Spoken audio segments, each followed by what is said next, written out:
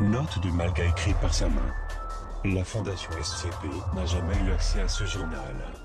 Il est donc normal que des informations soient falsifiées et qu'aucun lieu ne sera décrit afin de protéger Malga. Malgré tout, ces quelques épisodes vous donneront plus d'informations que la fiche descriptive et fera la lumière sur certaines zones d'ombre. Vous en saurez plus sur la sœur du sujet, sur l'origine de ses pouvoirs, sur son but. La chaîne Une Nuit Froide ne peut pas affirmer que tous ces écrits sont véridiques. Lecture du journal. Je suis né dans une famille riche, j'ai une sœur et aucun frère. Je ne vous dirai rien sur elle.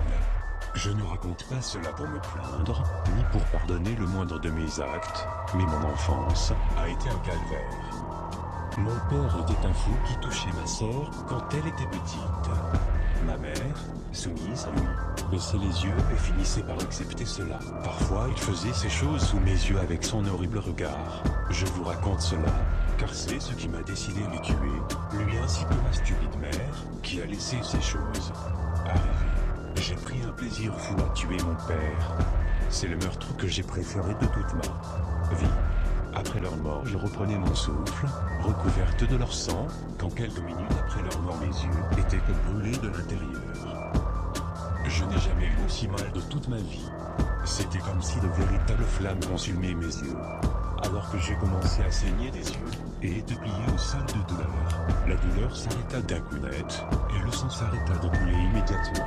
La couleur de mes yeux était devenue comme celle de l'or, qui au fur et à mesure du temps, mûra vers l'orange et finissa dans le rouge, que j'ai encore aujourd'hui. Ma sœur a eu beaucoup de mal à accepter le meurtre de nos parents et a eu peur de moi.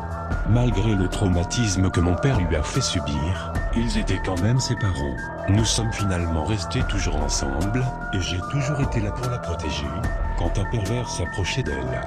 Elle pouvait être certaine que quelques jours après, ce type se retrouverait mystérieusement pendu, découpé ou simplement mort d'une balle entre les yeux. Nous faisions notre vie en famille, d'accueil.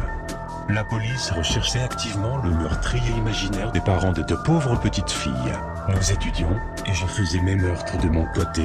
Je n'ai jamais mêlé ma sœur à mes crimes, même si elle a fini par savoir qui j'étais réellement. Aujourd'hui, le seul souvenir que j'ai de ma famille n'est que l'héritage de mon monstre de père. Le seul point positif étant que cet argent m'a sauvé la vie plus d'une fois.